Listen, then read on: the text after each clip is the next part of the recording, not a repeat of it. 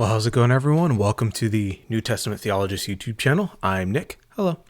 And today we are continuing our review / critical engagement with The Potter's Freedom by James R. White. And this review has gone, of course, chapter by chapter for the past month or so. And before I jump into this chapter and go through all this sort of stuff, I want to just take a moment to thank all our patrons and all those who have kind of stepped up and been a big part of this. It's really kind of cool. It kind of blows me away every single time I think about it. The fact that anyone would just take the time to support this tiny little channel. We're not even at 400 subs. We're not even there yet. So it's just really awesome. So just a thank you to all of them who are just offering encouragement and insights and all that sort of stuff. So it's just really cool. So just a hearty hat tip of the morning to you. So and the second is just if you are interested in more kind of what's going on with the channel and all the other stuff that's kind of going on, just watch the a patron exclusive Q&A video for December. So that's probably 1 or 2 videos back where I lay out kind of the schedule for the next 3 months or so and kind of where the channel might be going, with the move coming up and job hunting and all that sort of stuff. Life is a little indeterminate as opposed to, reformed. And so it, just trying to keep you all updated with what's going on. And, because you support me, I want to be upfront and open and honest and all that sort of stuff. So thank you again for all of that. So a lot of ink and fury has been kind of spilled and spent on Romans 9 through 11. And I think it's probably the most overanalyzed or even just analyzed portion of Paul's letters. And I think it's interesting. Romans 9 through 11 is kind of interesting, but I think it's hardly worth the time and the ink and fury spilled on it, to be honest. It's not to say there isn't plenty of theology there or stuff to argue about, but at the end of the day, you just kind of look and go, yeah, there's just a lot here that the secondary literature especially is just filled with. It's filled with materials, filled with arguments, filled with dozens upon dozens upon dozens of conclusions or arguments. And it's just complex. So the slog through Romans 9 through 11 will be, I think, very rewarding, but also incredibly long and sloggy. So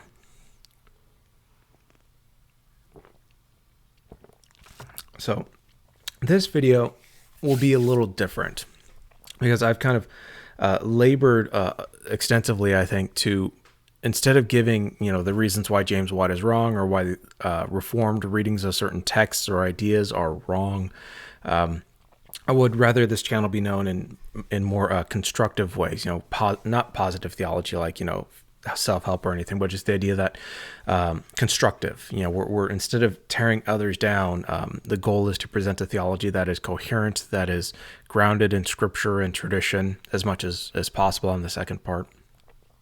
And instead of being basically heresy hunters or basically everyone else is wrong as believer, that sort of thing. I really don't want this to be a channel where you've just got all of these sorts of kind of debates with other people and I'm putting other people down or anything like that. I've seen enough channels where that's kind of the bread and butter, and I would hope that this channel would at least be more constructive in how it approaches things academically and theologically.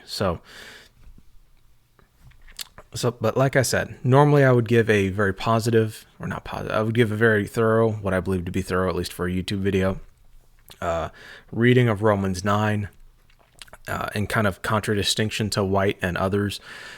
But since I'm saving Romans 9 through 11 for the next series, teaser, kind of thing, I'm not going to be doing that this video.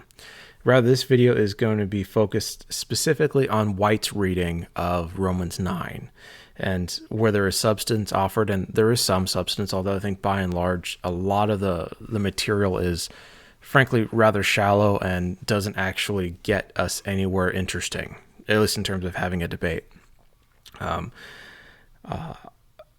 And so I'll be I'll be going through specific shortcomings, whether it's overuse of rhetoric or exegetical kind of miscues or put downs or whatever. And no, we're not going to be doing a drinking game, spot the exegetical fallacy and drink, kind of thing. We're not going to be doing that, mostly because I have an early morning and or whenever this goes out. I have an early morning the next day, and I'd just as soon not use my precious little bit of liquor I've stashed away for that purpose. But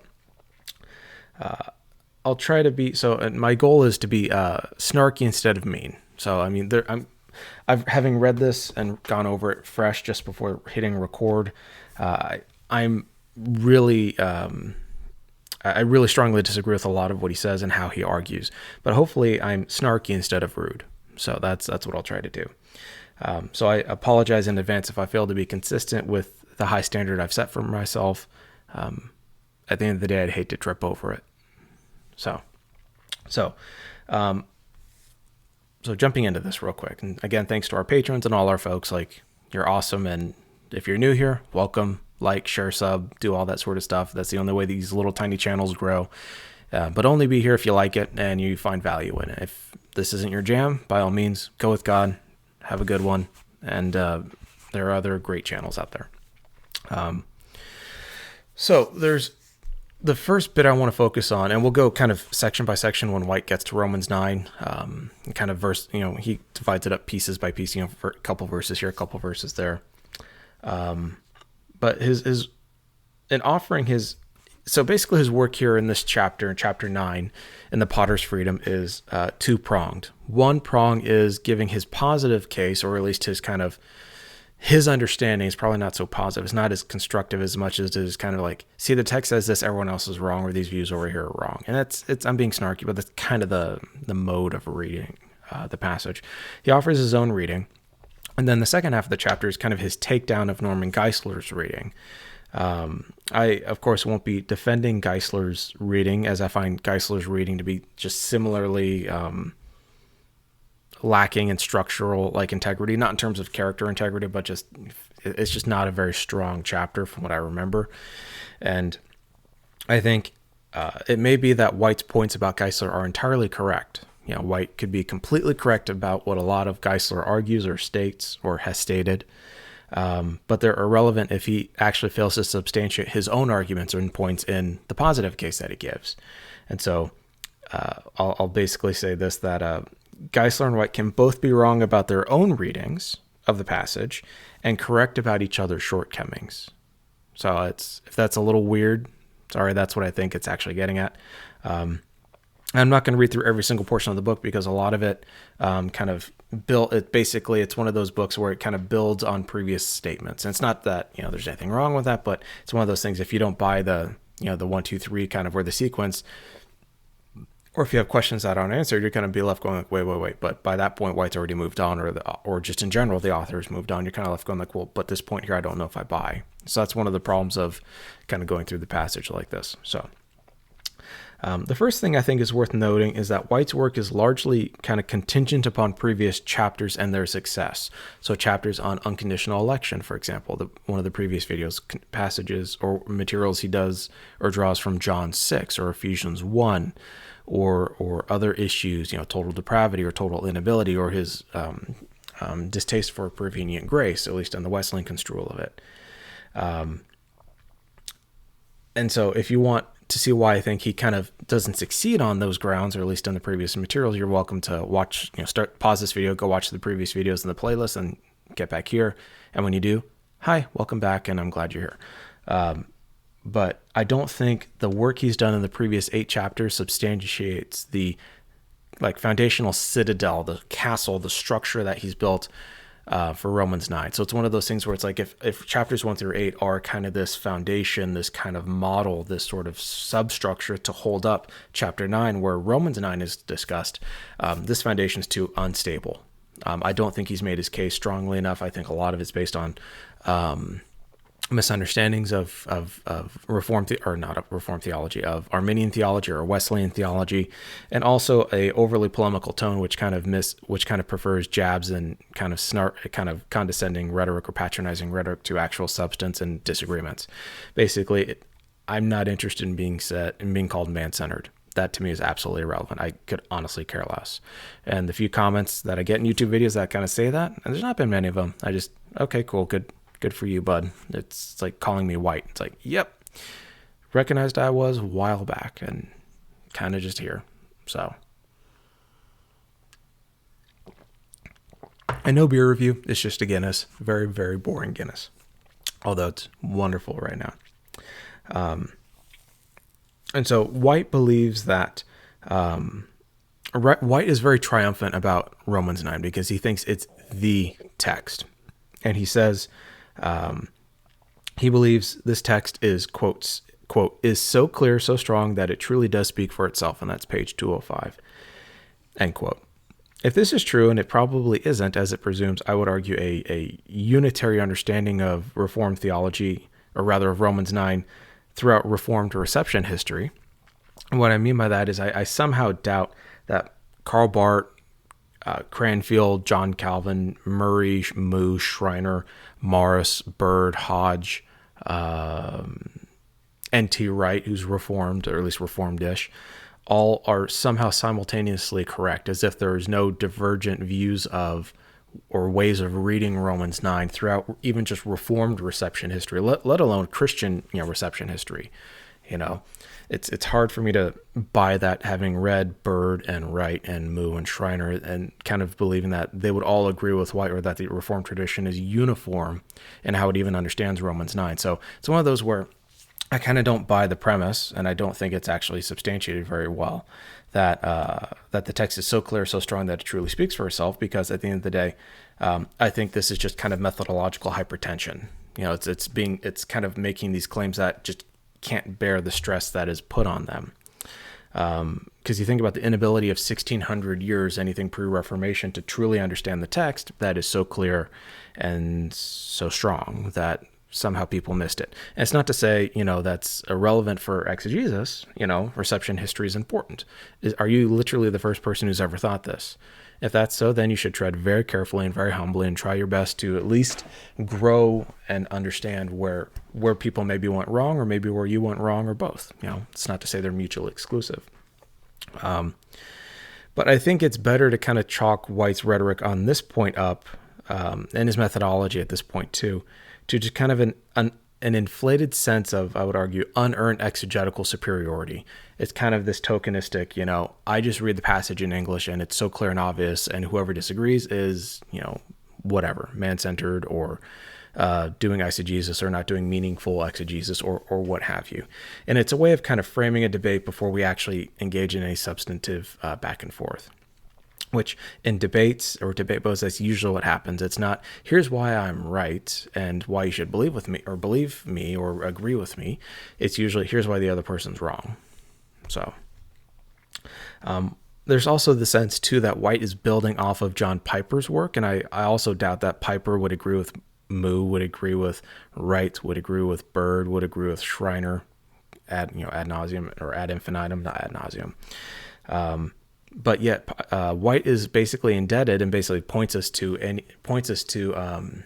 Piper's book, second edition, The Justification of God, which is an exegetical analysis of Romans 9. Actually, no, it's not even an exegetical analysis of Romans 9. It's an exegetical analysis of Romans 9, 1 through 23. Arguably, I think some of the least interesting material in Romans 9 through 11 as a whole. I just being honest. And the fact that there is this sense of, just limiting yourself to these 23 verses without considering the whole structure of Romans 9 through 11, I think is just, it's like eating the appetizer and not eating your entree or your dessert, or enjoying your after dinner cigar, usually with a rye whiskey or bourbon. And rye whiskey. Yeah, rye anything is good. But and so for me, just as a side point, I don't plan on, when I do my Romans 9 through 11 series, I don't plan on doing a ton of engagement with secondary literature.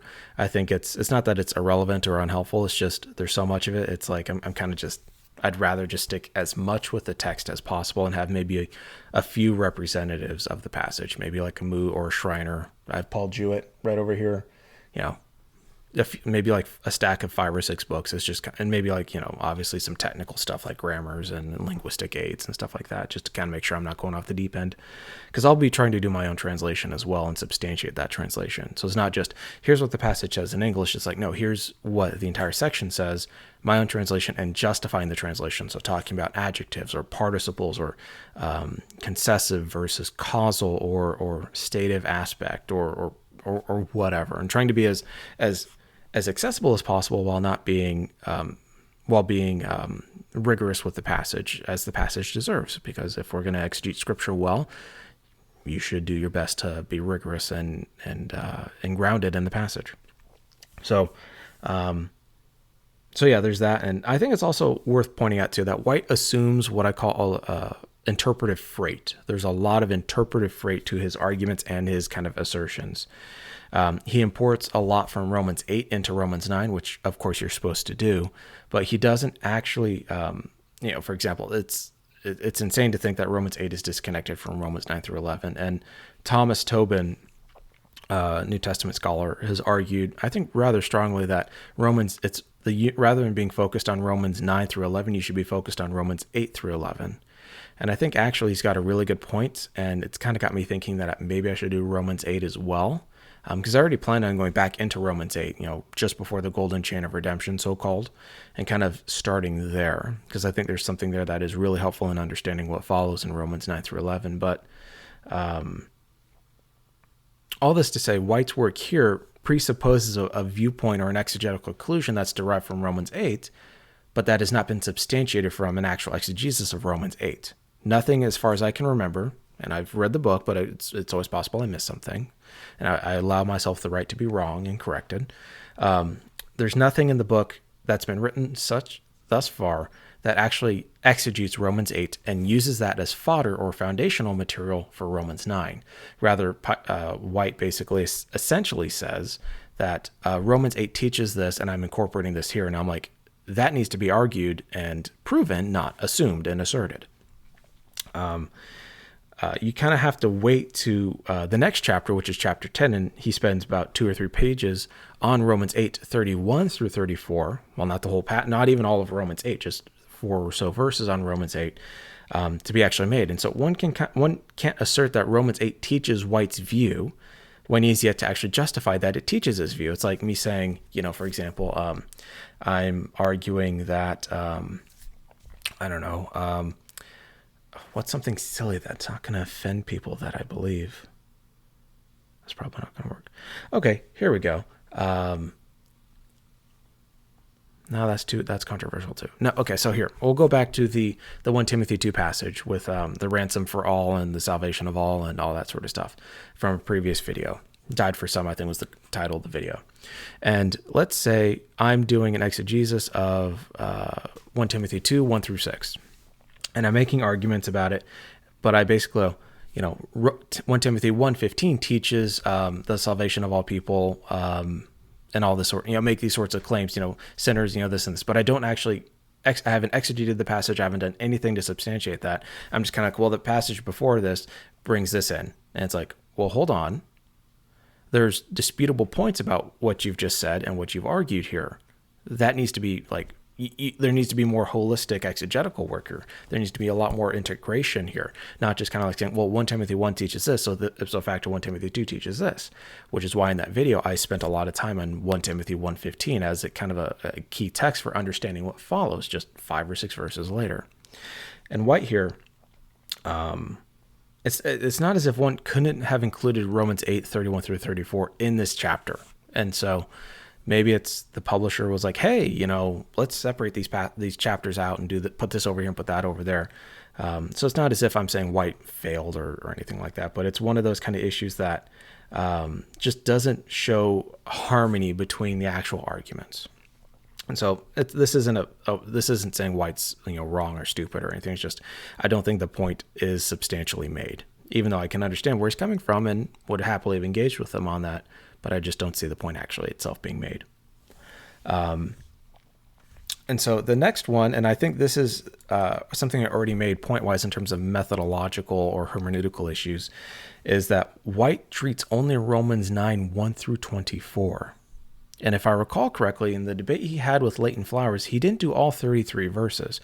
I could be wrong on that. And if I am wrong, by all means, I'm not so wedded to being right at the expense of truth that I can't change my mind. But if I recall, that's what happened. And here he does the exact same thing. He doesn't kind of incorporate all these other materials from Romans. He basically reads Romans 9, 1 through 24 as a set unit while neglecting literally the larger body or unit around it.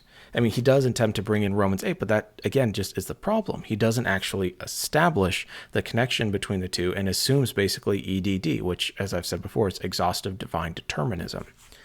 And so he doesn't even go into how Paul's argument evolves or changes or becomes more clear or less clear, even depending on how you read Romans, from Romans 10 through 11. So Romans 9 is basically its own set little epistolary unit with no kind of frame of reference for Romans 10 or 11.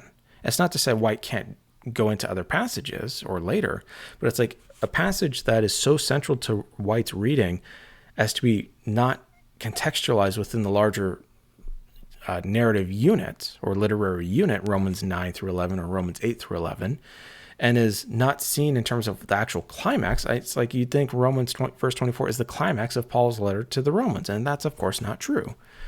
There's great debate on if Romans 9 through 11 or 8 through 11, we'll just go with 9 through 11, is the climax of the letter or is an integral part of it, or is if even it's a substantial part of the letter. There's scholars, and I'm not saying I agree with them, that believe that Romans 9 through 11 is basically just kind of there. It doesn't really have any function to what follows. And I mean, a few folks here and there might actually argue that it's a gloss or a later interpolation. I don't see the evidence for that. But I think basically White here has made a really kind of big methodological blunder, because there's just no substance to the actual passage as it relates to its context or literary unit. It's kind of like me saying James White is a sinful, awful man who loves to take out his aggression by beating his bicycle with a baseball bat. Without any further context, one's kind of left wondering, okay, so I very tersely and specifically described someone in a very negative way. There's no mention of grace or understanding his life, no contextualization of his mission, what the bicycle means, no just kind of realization or explanation of anything. It's just kind of a statement. And you have essentially a snapshot of something that is utterly devoid of context and understanding and even history. There's other things to be said about White. You could say he's a father, a grandfather, a pastor, on and on and on. You could say, but and you could say, he was sinful then, but he's not sinful now, or he's grown, or he's matured. And so it's like you've got a snapshot of something, but you don't necessarily have the whole picture. And that's why the issue of taking Romans 9, 1 through 11 as it's set, or not, rather, Romans 9, 1 through 24 as a set bit, it kind of is essentially doing what I just did. It's like, well, there's so much more to all of this. Why aren't we incorporating all of this rather than painting a very small, narrow picture of someone? And I think usually it's either for expediency, which I can understand even if I don't think it's helpful here, or it's because that's mean. I'm not going to say that. So there's just one reason. We'll just go there. So, and I think this is interesting too. White spends about 10 pages total on what he calls an exegetical or brief exegetical analysis. And I don't know about you, but as an example, Brian Abbassiano's PhD dissertation at Aberdeen was over 400 pages long, and that's just on Romans 9, 1 through 9. That's not even all that. And he's got a trilogy on Romans 9 coming out, and hopefully, at this point, he basically have probably written, if he were to continue with this, 1,000 plus pages on Romans 9 through 11, which, talk about a barn burner of a read. And I like Brian. I love his work, and I think it's incredibly compelling and most likely the best reading we have so far of Romans 9. But just talk about a slog in a very good way. But to think about it, you go through over 24 verses in about 10 pages for White here. And so, as an example of that, just to paint a bit of a picture, I'll be spending probably around 12 or more videos on Romans 9 through 11, or now 8 through 11, depending on how much I decide to do. And each video, I imagine, averages probably between about 90 minutes, which means there's 12 hours. So it's about 18 to 20 hours worth of video on Romans 9 through 11 alone. And that's for the video series, and that'll probably be a lot longer. And it's one of those where I'm like, I thought I'd do a super video of all of that. And I'm like, I don't know if I have the hard drive space to do that. That would be insane. And so I think White concedes that his work is brief and kind of points us to Piper as supplemental, or, if you want more, see Piper, but brevity is not the same as sufficient. You can be incredibly brief about something, even something incredibly complex, and be sufficient. You can be brief and sufficient, but I think White here has sacrificed sufficiency for brevity. And also a lot of his stuff is incredibly polemical and ungrounded and actually not grounded in the actual understanding, a correct understanding of corporate election and other issues. So,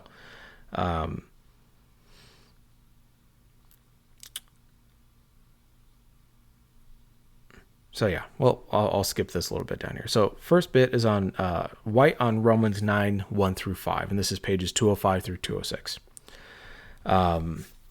White offers kind of a framing device for understanding Romans 9, and I think it's I think it's true, but also insufficient and not particularly helpful. And what I mean is he uses he speaks as a Jewish interlocutor, I believe, or just let's say an interlocutor. I can't remember if it's Jewish. Actually, I could check. I know where page 205 is. Page 205.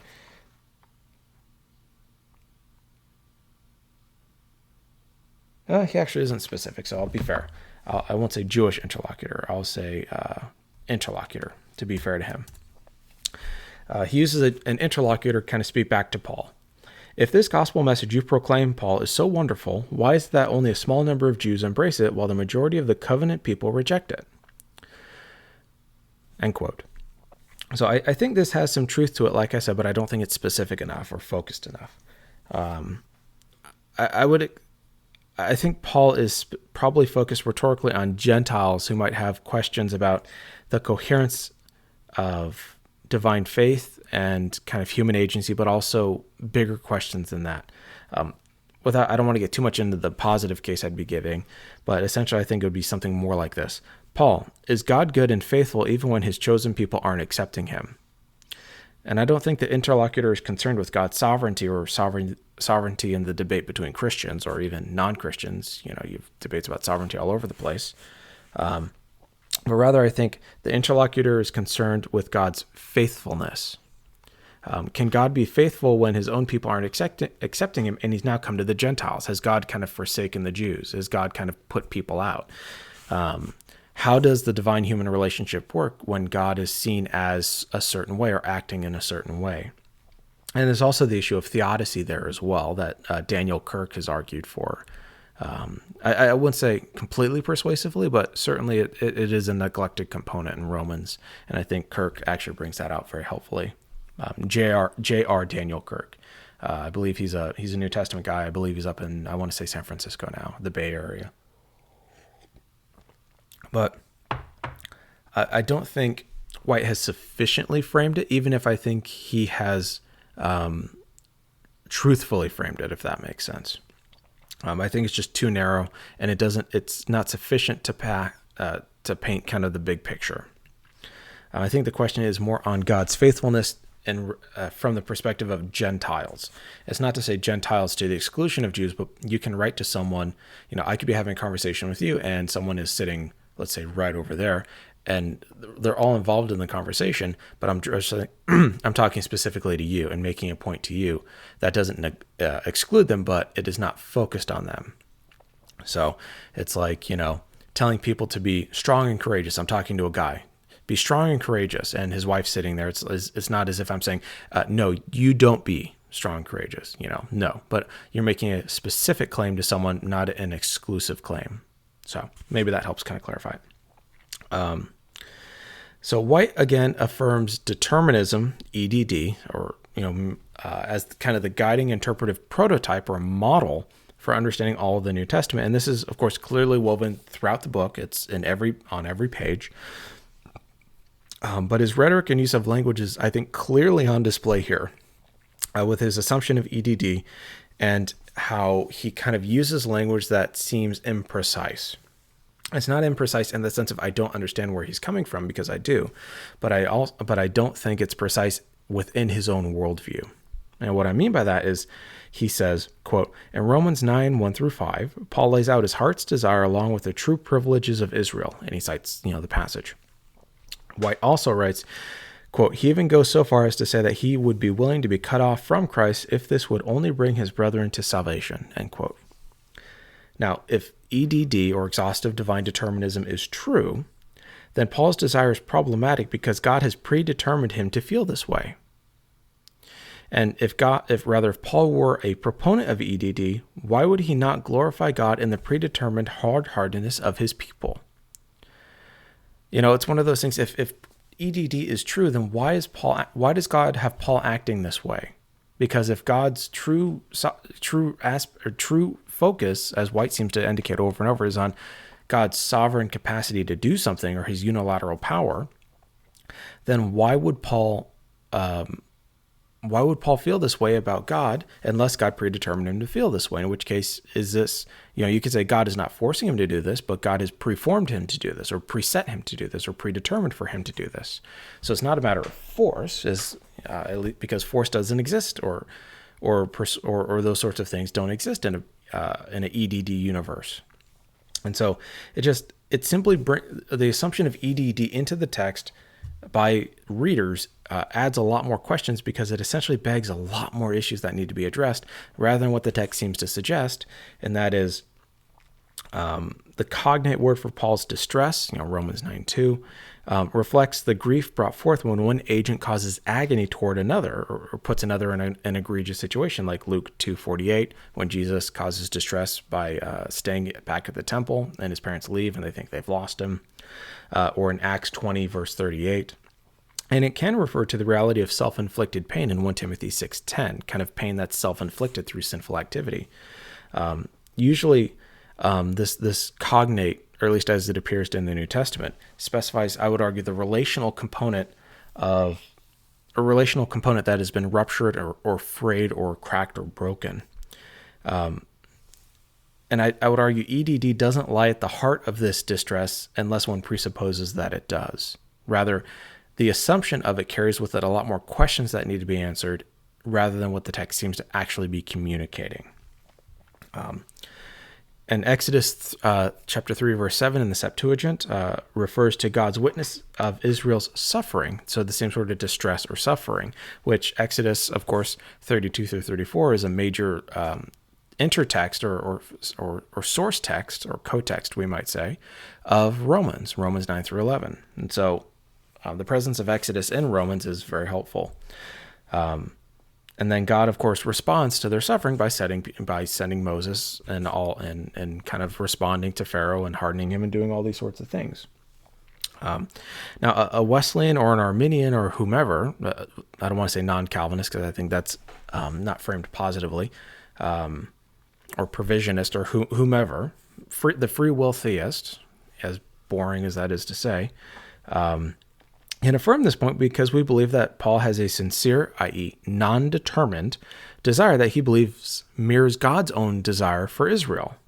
Indeed, the Messiah, the Savior, has come through the Jewish people, and that's Romans 9, 4 through 5. And that's where you have Paul, I think, rather explicitly, although not so explicitly, saying that the Messiah is God overall. It's a grammatical point, but we'll touch on that more specifically Christologically when we do our breakdown. So more on that to come. And if you like this, become a patron. It's great. Okay, we'll keep moving on. Paul's conscience is witnessed or confirmed by the Holy Spirit. And I think that's important in Romans 9 because it suggests that the Holy Spirit attests to Paul's despair and agony, not that the triune God is the one causing or authoring it, meaning the Spirit sees or bears witness to what Paul is doing or feeling or going through, his sorrow, his agony. The Spirit is the one witnessing or confirming it, not the fact that the Spirit is causing it. And of course, if we believe in the Trinity and all these sorts, in these basic Christian doctrines, then it seems like an odd phrase, again, if EDD is true, because it wouldn't be confirming or witnessing it, it would be causing it. And that's not what the word means. And so this seems, the way I'm offering it in the Wesleyan kind of Arminian way, is that Paul is genuinely disturbed and bothered by the fact that Israel is not flocking to Jesus, the Messiah. And he doesn't believe God has predetermined this in that sense. And of course, you'd only know this if you got to Romans 11. But The point is, there doesn't seem to be a predetermined unilateral soteriological kind of world that is orchestrating that. God can act in deterministic ways, but that does not imply that God is exhaustively deterministic. That's an assumption that's made, and that's for the philosophers, of course, to deal with. And White offers a second point here that I think is really unpersuasive. He believes individual election. Actually, let me see. Is it election or salvation? Let me double check. I want to be fair. Individual salvation.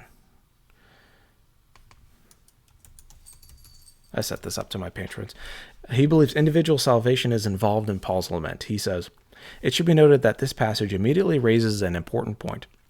Paul is speaking of individual salvation, and it makes no sense to say, 'I could wish myself were accursed for the sake of the nation of Israel, so that it might be returned to a position of receiving national privileges and favor.'" So several points should be made. First, White has the new perspective on Paul in mind with his second sentence, or the second half of the sentence, or the second half of the quote. However, those who don't know this are kind of left scratching their heads. So basically, the new perspective on Paul, all they argue, and this is found in N.T. Wright, E.P. Sanders, Jimmy Dunn, and the argument is basically that Paul is a first century Jew, and he has culture and sociology involved in the way he understands and conceptualizes of, quote, the Jewish problem, or the Jewish issue as it relates to the promulgation of the gospel in the nations, and not the Jewish problem as an ontology, but what is the issue here? What is this tension here? And basically sees the issue of culture as being a big problem, but also they affirmed, and rightly so, that Paul was a first century Jew and needs to be understood on first century terms, not on 16th century Lutheran or Calvinist or Reformed terms. Basically, if Paul's a Jew, you got to go back to the first century and find out what Jews actually believed. And there's a lot that Jews believed in the first century that some of it matches with Paul, some of it tweaks Paul, some of it sounds nothing like Paul. But you need to do the hard work of going back there and reading it, and that's essentially what the NPP, New Perspective on Paul, accomplished. And almost every scholar today actually affirms at least the framework of NPP, even if they would nuance it or tweak it or disregard what they believe are its theological implications. So that's just a point. But White doesn't make that clear and doesn't cite a footnote, so it's one of those where I want to make sure that if you didn't understand that claim, now you do. And so I think White could have been more clear with that.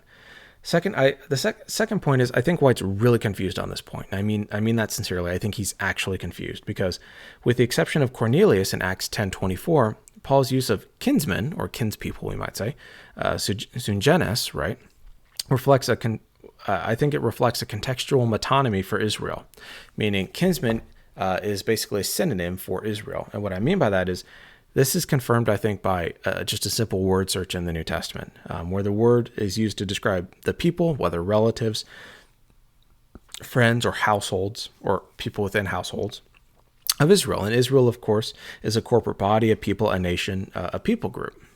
The use of patriarchs, Israelites,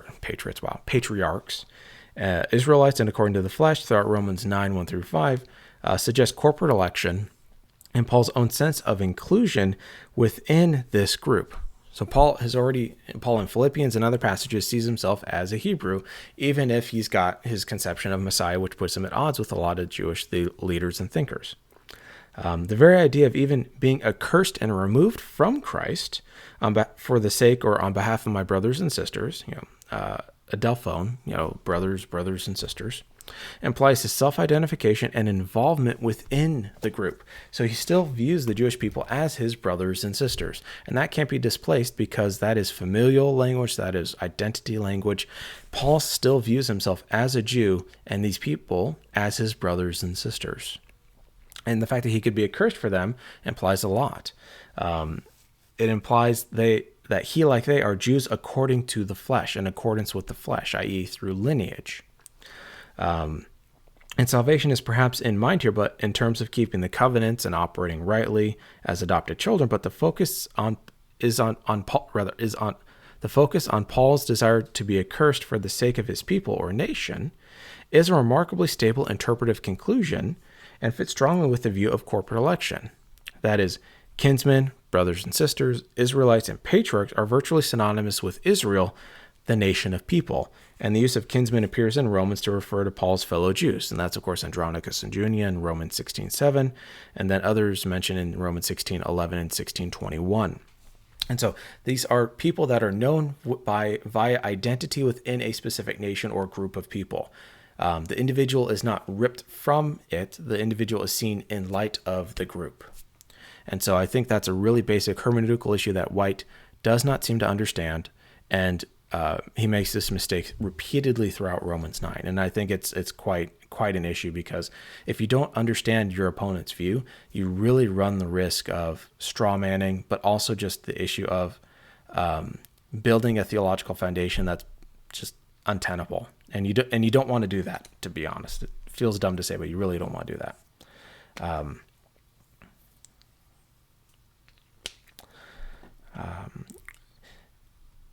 And so, third, Israel also actually had privilege and favor in some sense as the ones adopted or chosen by God for a specific purpose. The nation was chosen for a specific purpose, to be the light to the other nations. They were the ones with adoption and glory and so on and so forth in Romans 9:4. And so White, I think, inadvertently here kind of confirms the Wesleyan Arminian perspective, insofar as he doesn't understand it, yet he provides grist for the mill for our understanding, because at the end of the day, we affirm corporate election, and we don't see this as an issue. The Romans 9:1-5 is remarkably consistent with corporate election, and actually I would say is probably taught by it. And it assumes several key premises that I think Wesleyans and Arminians and even Provisionists or others are happy to see taught in Scripture very explicitly. And so the next point, White on Romans 9:6, and this is pages 206 through 207. And not every argument White makes is responded to, because some of them I just don't think are good, just to be honest. So I tried to find the ones that I think are most substantive. He writes, quote, "Just because a person is a physical descendant of Israel does not mean this person is truly an Israelite." And so I suppose I should just pull up, I just realized, forgive me for not doing this. We'll take a second. Actually, I'll read the passage from his book. That way I'm not doing that over there. All right. He says, "But it is not as though the word of God has failed, for they are not all of Israel who are descended from Israel." So that's the passage. This implies, I think, a key idea that goes against White's point, and the idea implies a vision of corporate election that includes the notion of individuals within a larger sphere of reality and identity.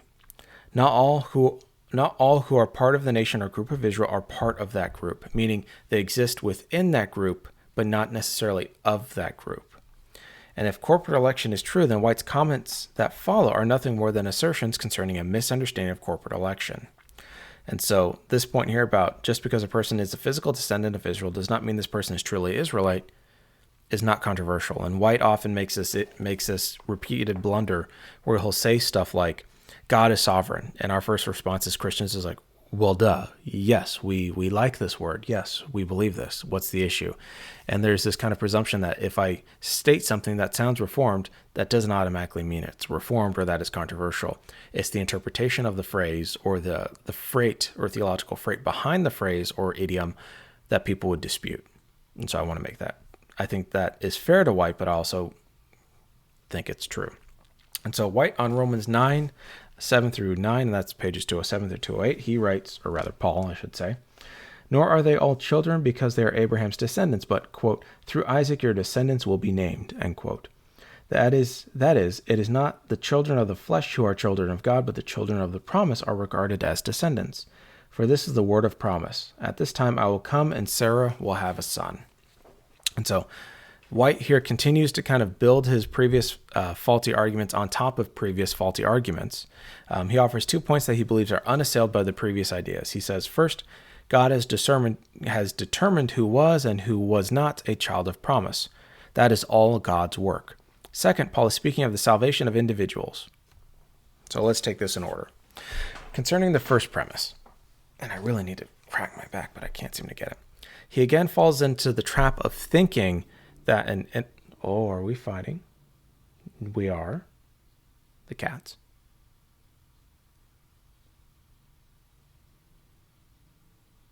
Okay. One of them snoring and the other bit him and he growled and he went away. Okay. Again, making an innocuous theological statement is not relevant to the actual debate, because unless it actually has something of substance where there's disagreement, you're basically just stating an idiom that no one believes or that everyone believes in and there's no dispute. And you're kind of smuggling in this idea of reformed theology within the phrase. Even basically, you're assuming a specific definition of the word when no one disputes the word itself, what the common meaning of the word is. Saying essentially that God is sovereign doesn't imply Reformed theology because it is a claim that requires both clarification as well as distinction, because all Christians affirm that God is sovereign. You need to be distinct about what you're actually trying to communicate here. Simply stating it as a truism is just misleading and unclear. For example, if I'm right about the exegetical sequence in John chapter, and I really should capitalize John. Last I checked, John is a name and a gospel and a person, not a nation. John chapter 1, verses 10 through 13, which see my video on chapter 8 of White's book. We have an issue here where you do have human agency preceding, at least in this instance, of God's, we might say, birth. The issue then becomes, and this is interesting, but we won't tackle it here, does John 1 contradict Romans 9? And I would argue no. And for more on that later, but just as a little teaser, John 1 is general and I think universal. Paul is being specific about a very specific point of Israel's story, whereas I think John has a more cosmic perspective, and I think that is key, making that distinction. I don't see them as contradictory. I see them as speaking. One is speaking universal, and one is speaking very specifically about a punctiliar kind of sequence of events, or a punctiliar event, period. But if faith in God's Son and accepting Jesus as Lord and all that in John 1 comes before all that, then you've got essentially a foundation by which to build. God acting does not equal exhaustive divine determinism.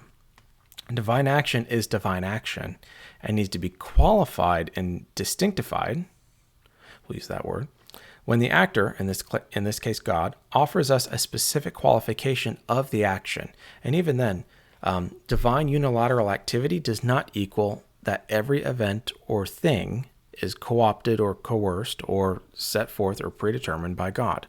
That needs to be argued, because it's like saying Nick kissed his wife. I've only seen Nick kiss his wife, but which therefore you wouldn't extrapolate that Nick kisses everybody's wife, or those sorts of ideas. I think that I certainly hope not, because my wife would have words for you, and so would I. As if any other woman would kiss me. Have you seen this face? So White, again, kind of presumes the issue of that is up for discussion, rather the definition of specific words and also the very ideas that he has not actually argued for. And if he has argued, they're not compelling for reasons I believe I've shown fairly. So concerning the second premise, White offers a clarification that's both unhelpful and reveals the misunderstanding. His misunderstanding being that of corporate election. He states, quote, "Is Paul not speaking of persons within the body of the nation of Israel? Who are these children of promise if not people?" So you can already see the problem here. If you misunderstand corporate election, you run the risk of both strawmanning and misleading your readers. And those who affirm corporate election, and I should have done this beforehand, but corporate election will be shorthanded by CE. So CE, corporate election. Those who affirm CE affirm the existence of people. I know this sounds controversial, but those who believe in CE affirm the existence of people. White's essentially repeating himself without any offering or reason as to why this point is substantial or to be substantiated. It kind of leaves us kind of stuck in the aforementioned repetition of his misunderstandings. Isaac, being a figurehead for Israel, represents Israel in some sense. Through Isaac, your descendants will be named. And again, descendants implies a corporate body. Isaac, or Jacob in other cases, implies unity within the figurehead or the representative of the nation or the body. In fact, the issue that or rather, the reality that White speaks of the fact of body implies corporate election or unity within the group and their identity, which is Christological in Paul. So individuals can represent nations, and this is called being a king in the ancient world. Recall that White is very big on, kingship, but he actually doesn't seem to understand what kingly representation means in the ancient context. Adam functions, of course, in this way, as does Christ, type and antitype and representatives of the human race or representatives of a specific group. Adam being sin and death, Christ or Eve having a typological function for those who are deceived in 2 Corinthians 11 and 1 Timothy. Even then, James White as an individual represents a very specific brand of Reformed theology and functions as a figurehead and spokesperson for his specific brand of Reformed theology. White speaks for Apology Ministries. He speaks for, pick your favorite 1689, Theo Dude bro on Twitter and YouTube, and there you go. White is kind of seen as the figurehead. While there are all these different people, they are subsumed under this belief or this group, dare I say, hopefully not a nation because that would be scary, of a specific tribe or people. I don't think this is particularly hard if one understands biblical corporate election. And you can find it in Brian Bastiano's dissertation on Romans 9. You can find it on William Klein's book, The New Chosen People. Most New Testament scholars seem to recognize this point, and it's only a few holdouts in the Reformed camp like White and Piper that seem to kind of ingratiate against the idea. And if they have great arguments, great. I just haven't found the ones I've read to be compelling. So White's first point is uncontroversial and doesn't get him to the point he thinks it does. And his second point is built on a misunderstood foundation comprised of quicksand. The mere existence of a remnant from Israel is explicitly CE. This is also uncontroversial. See Brian Bastiano's work, specifically Romans 9, 1 through 11, pages 302 and following. And it's about 12 or so pages, maybe a little more. Because Paul seems to ground the entirety of God's activity in the reality of Israel's story, which involves God rescuing his people, a group or a nation, from Egypt, a larger group or nation.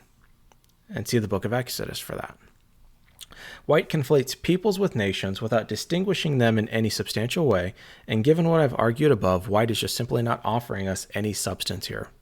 Complaining that people versus nations misunderstands the very point we're trying to make, that identity matters and the group as a whole has a representative and has individuals in it, but is defined by the group, not by the individual.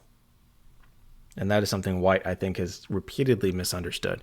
God didn't elect a plan, God elected a people. And it's like, I guess again, I just come back to the truism. People who believe in CE believe that people exist.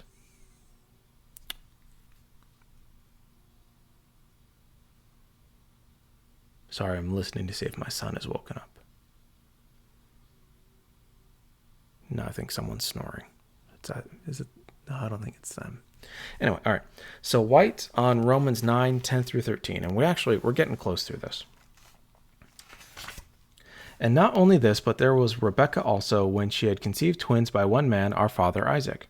For though the twins were not yet born and had not done anything good or bad, so that God's purpose according to his choice would stand, not because of works, but because of him who calls it, it was said to her, the older will serve the younger, just as it is written, Jacob I loved, but Esau I hated. And so this is kind of the linchpin for White. Everything else kind of that follows is kind of built on this premise. But I also don't think there's anything particularly controversial about the text itself. And what I mean by that is, unless you presuppose certain theological ideas, the text actually is relatively uncontroversial. But basically, White cites Piper, and Piper's kind of the representative. So Piper says, first, the use of the preposition ek, Paul makes First, with the use of the preposition ek, Paul makes explicit that God's decision to treat Esau and Jacob differently is not merely prior to their good or evil deeds, but also completely independent of them. Quote, just to insert, this isn't interesting or uncontroversial. God can do what God wants. Continuing on from Piper, quote, God's electing purpose, Romans 9:11c, and his concrete prediction, Romans 9:11-12, or rather 9:12c, are in no way based on the distinctives Esau and Jacob have by birth or action. And Piper therefore concludes that simple foreknowledge is false, or election based on the pre-witnessing of human faith is false. The first statement, as I mentioned, isn't an issue. And because basically White cites Piper, I'm going to bypass what White says because I think Piper's point is at least more substantial. The rest of it, I think, is by and large not particularly compelling again, because again, it presupposes that if by saying God acts, therefore determinism. The second statement, I think, is a really big overstatement by Piper, and Piper and White kind of do this, because the text appears to state that God's singular act of selecting Jacob has a specific purpose via a specific lineage. Paul is compressed the story of Israel. The text rather simply states that God acted in a specific way before their birth and before they had acted.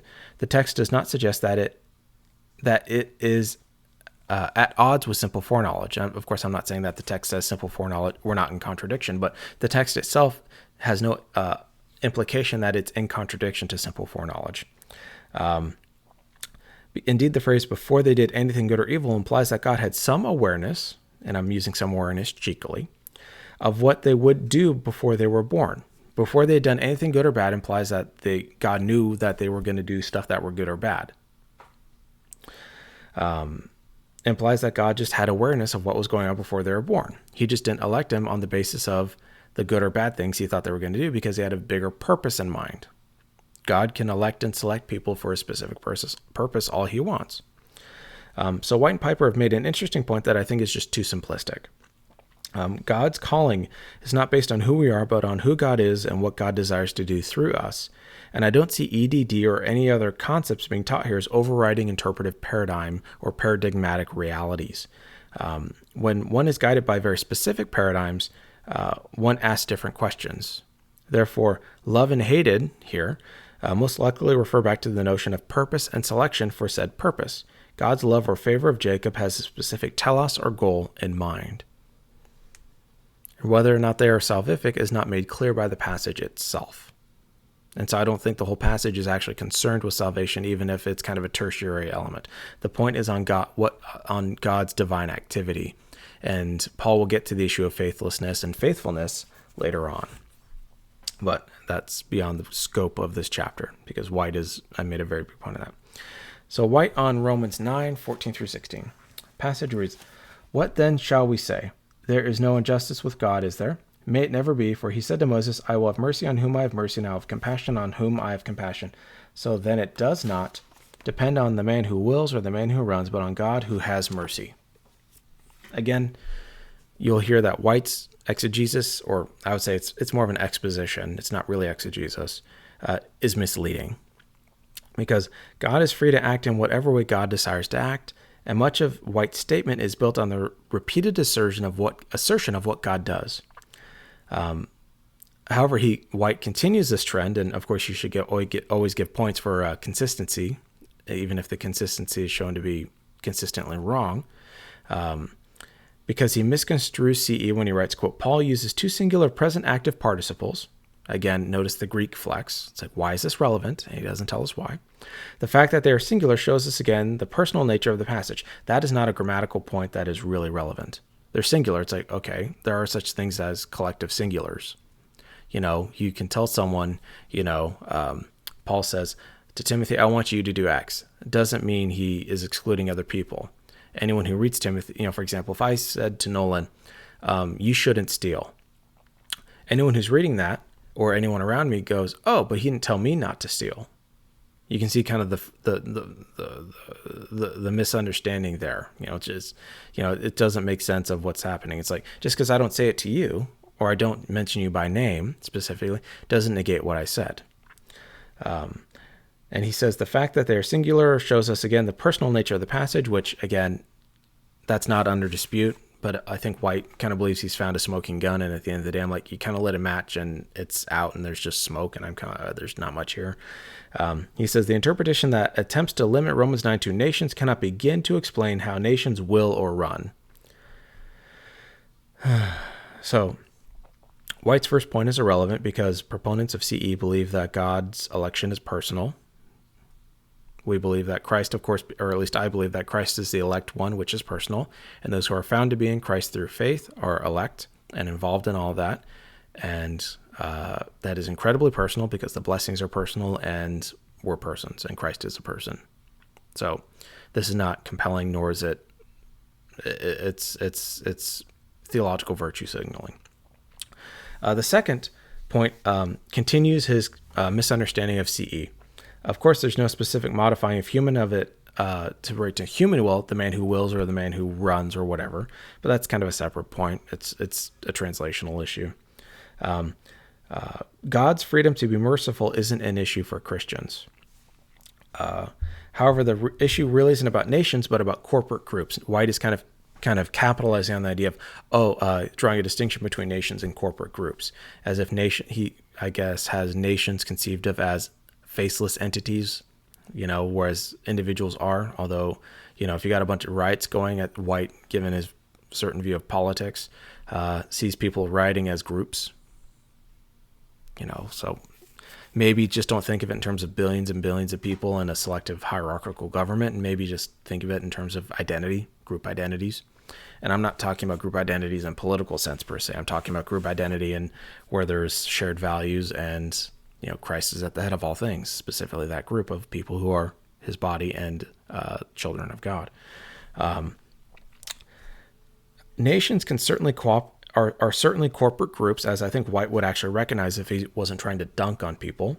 And I'm being snarky here because I think this is not serious exposition because it's motivated by dunking on people he disagrees with. The ones exerting or running, or specifically exerting, is used in a corporate sense to describe runners of a race in 1 Corinthians 9:24, where a group ran and a single person from the group won. The runners ran and a runner won. So an individual out of the group won. But again, this implies the presence of a group out of which a runner won. The one exerting can refer to the church, i.e. a corporate body, last I checked, i.e. the body of Christ, Galatians 5:7 and Hebrews 12:1, and might refer to evil nations and armies running into battle in Revelation 9:9. Nations or people can certainly act as nations or peoples, and the United States invades other countries, and other countries have invaded other countries, and nations can desire war. So you want to talk about willing, nations willing war, in Psalm 68:30 in the Septuagint. And Psalm 2:1 is pretty clear on this point as well. Why do the nations rage? Nations do lots of things. Nations act lots of ways, often through figureheads or dictators. And White, I think, is making a point that is so simplistic that I think if he had thought about it, he wouldn't be making this argument. And then, of course, it could be he thought about it and thinks it's a good argument, in which case I don't know what to say to convince you otherwise. I think it's a really bad argument, and I think it's built on a straw man, and it is not accurate to the actual point of contention. White on Romans 9:17 through 20, and this is 2 pages, but I combined passages because I think he basically makes the same point in each one. He says, "For the scripture says to Pharaoh, for this very purpose I raised you up to demonstrate my power in you, and that my name might be proclaimed throughout the whole earth. So then he has mercy on whom he desires, and he hardens whom he desires." And then continuing on. "You will say to me then, why does he still find fault? For who resists his will? On the contrary, who are you, O man, who answers back to God? The thing molded will not say to the molder, why did you make me like this, will it?" There we go. Honestly, the point White makes is misleading because Wesleyans have no issue with God wanting to bring judgment upon Egypt and Pharaoh for their sins, because White makes that a central point. I just don't find the predetermined reality of sins as being part of God's creative power, and I also don't see why God needs to predestine sin in order to demonstrate his glory via sin, because I believe God is a maximally perfect being who has no need of sin. And of course, you have other issues of the doctrine of God as well, and that's not an issue necessarily for Reformed theology or Reformed theologians, but I think it's an issue for White's conception of Reformed theology, which I think is very narrow within the Reformed tradition. White does complain that, quote, "there is simply no other way to understand these words in Romans 9:17 through 20, and I don't think there's much to be said response to it because I don't have anything I object to in the passage. So other than just kind of, it's one of those where you kind of go, okay, well, here, I've a response to that.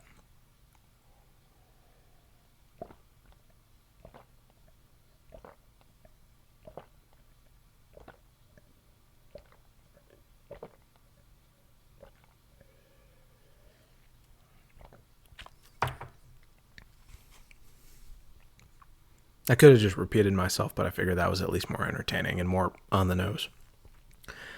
One more bit on White here. And this is, I think, the most interesting part of the passage because it's basically an extended grammatical point that could be made, but White really doesn't make the point.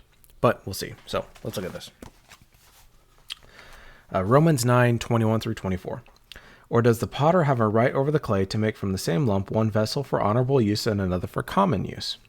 What if God, although willing to demonstrate his wrath and to make his power known, endured with much patience vessels of wrath prepared for destruction? And he did so to make known the riches of his glory upon vessels of mercy, which he prepared beforehand for glory, even us, whom he has also called, not from among Jews, but also from among Gentiles. And that's the rest of White there, so I'll set that there. So White's big contention, I think, here that has at least the most substance is about Romans 9:22, and that is about the language of vessels of wrath prepared for destruction. In citing this passage, I think he makes several kind of critical blunders. First, he makes an assertion that is, I think, true and misleading, as we've seen. He says, "Are these vessels nations, classes? No, these are sinners upon whom." I really need a secretary, or at least a typist. "These are sinners upon whom God's wrath comes." So the astute reader and viewer will already notice the problem. CE affirms that some groups or nations are sinful. One might think of Egypt as a sinful nation judged by God, yet some Egyptians, or at least other peoples within the nation, left with Israel in Exodus chapter 12, verses 37 through 38. Israel plundered, and some people or persons from Egypt or the surrounding area went with Israel. I think White's point on this is not a serious point, unless he believes that people who affirm corporate election, or Wesleyans in general, don't believe that God judges sinners. So this point is a pietistic attempt at basically pulling the Jesus card, and I think it fails for obvious reasons. His second point is about the non-reflexive nature of, quote, the vessels of wrath prepared for destruction, and he's specific in his denunciation of the idea of reflexivity. That is, you have the passive sense, prepared implying prepared by God, versus the reflexive notion, which would have some notion of reciprocity, prepared themselves. He says, why is there no fourth option out of the three he lists, and he cites Dan Wallace's Greek grammar, on which the pots prepare themselves based on their own choice? Because pots don't have such a capacity. Pots are pots. And that you can hear him almost shouting it because he uses exclamation points, which lets you know he's super serial. So White is taking a metaphor and turning it into anthropological ontology. A metaphor or an analogy, which is Paul's intent. So even then, Paul does... I don't know how to say that without it sounding weird. Paul does what Leighton Flowers is accused of doing. There we go. We'll say that. Because I don't want to say it and pull a Leighton Flowers and say something that my mother will see and make fun of me for repeatedly. You think I have a sense of humor, you have not met my mother. You should someday. But the point is, a metaphor or an analogy, which is what Paul does in the use of potter and clay imagery, is not meant to capture the ontic reality of the idea. Rather, Paul is painting a specific picture or image for his readers to grasp.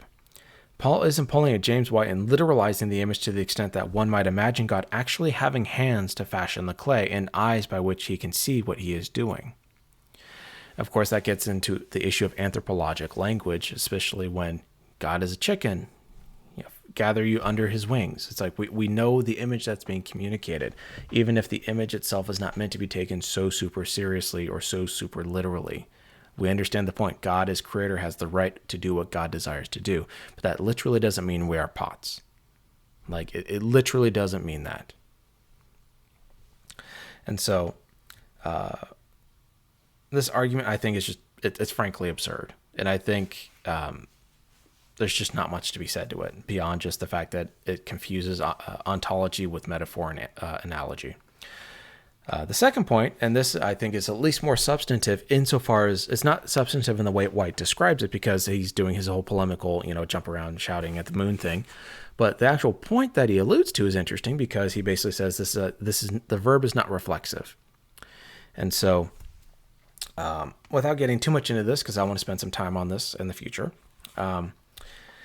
the context of vessels of wrath prepared for destruction has a clarifying nexus or previous clause that helps us kind of understand the meaning. Because if we interpret it as a passive, then it's God doing something unilaterally, which is fine. God can clearly do that. But the context seems to suggest the reflexive notion, because you have God's patience and the same word. So God's patience is stressed in that sentence, endured with great patience.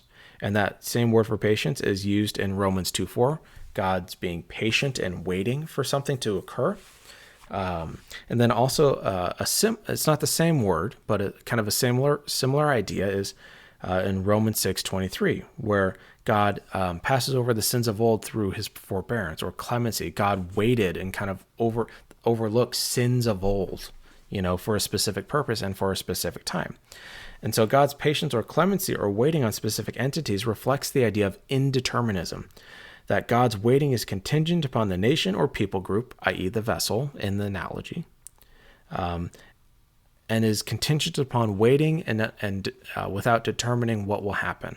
And so God could have determined his action, but is still waiting to see what will happen, or waiting for the human to respond within a specific time frame. And I think God knows all these other things, because I think God knows everything. God knows in any instance what we might choose or might not choose. And I don't think God is surprised by what we do, even if God is annoyed by what we do. So why make this point repeatedly unless one begs why else make this point repeatedly unless one begs the question? It's White does, because the idea of taking katartizo, prepared before, prepared is probably a good rendering. You would render it probably something closer to like prepared oneself or orientated oneself or those sorts of ideas. As a true passive misses the context of God's patience with specific vessels throughout Romans, and the fact that the parallel language of vessels of mercy lacks this verb and utilizes another verb, that's not to say the verb is completely unrelated, suggests divine activity as the precursor to our calling, meaning God acts and kind of interacts with us as a result of his activity. The coordinate use of that kind of the vessels of mercy language is found in Ephesians 2:10. But we are here created for a specific purpose, and even the idea of faith in Ephesians 2:8 is not ruled out of God's divine activity, because we see that in John, specifically John chapter 1. So again, Romans 9 and John chapter 1 are not at odds. You can have faith as kind of the reality or the prism for things, generally speaking, and in some instances, God is very content to act in a very specific way for a specific purpose with a specific group or corporate body. God is also free to grant humankind the capacity to operate in harmony or disharmony with him. That's not controversial, and that's not ruled out at all by Romans 9. The fact that God acts in very specific ways in Romans 9 doesn't give you EDD. Only if you assume EDD do you actually get it. And that point, you're just doing eisegesis. So, it still hasn't cracked. In conclusion, if you want to see White and Geisler kind of do their thing, you're basically stepping between what I call twin methodological childish conundrums, meaning they are right insofar of their critiques of the other, because they both are grasping at things that I think are true. But the problem is that their positive case or their positive readings are largely unpersuasive, mostly because Geisler has a very Geisler's intent is basically on picking and choosing what he wants from specific traditions and kind of trying to make them fit together in a way that I think is just devoutly unsatisfying.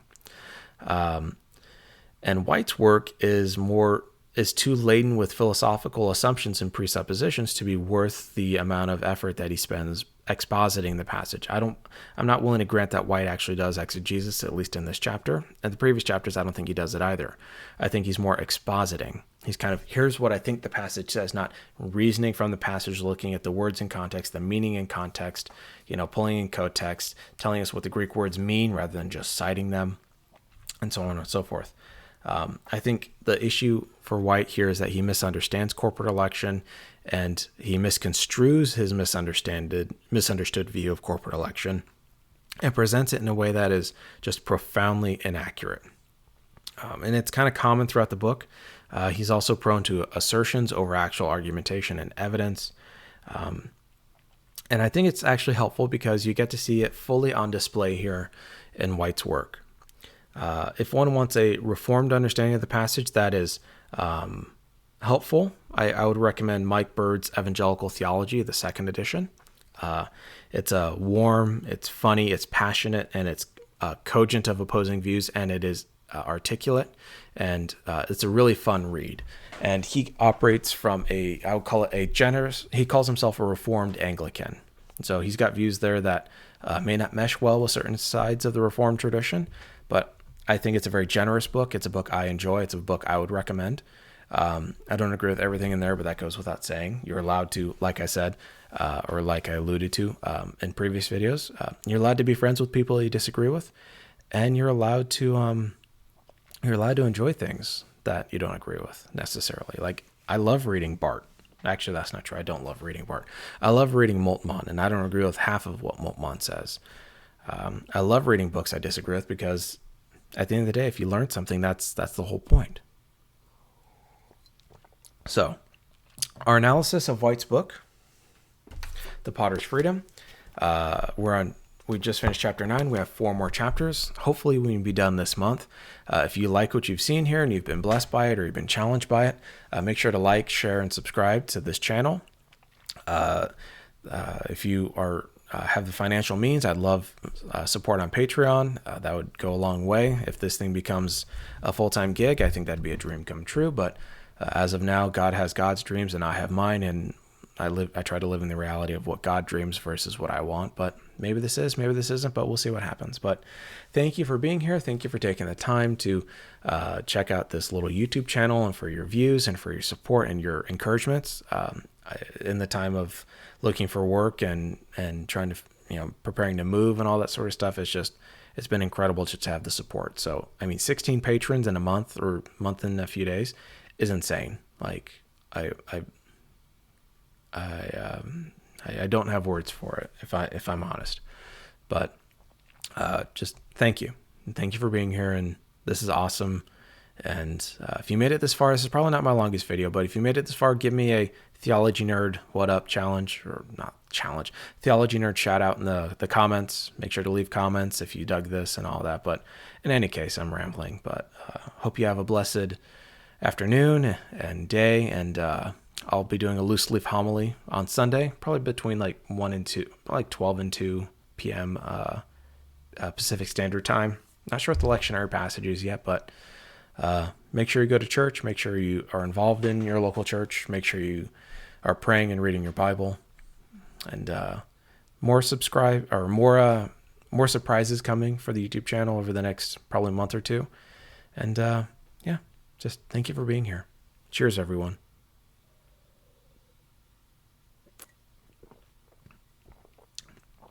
Oh, it's going to be a great day.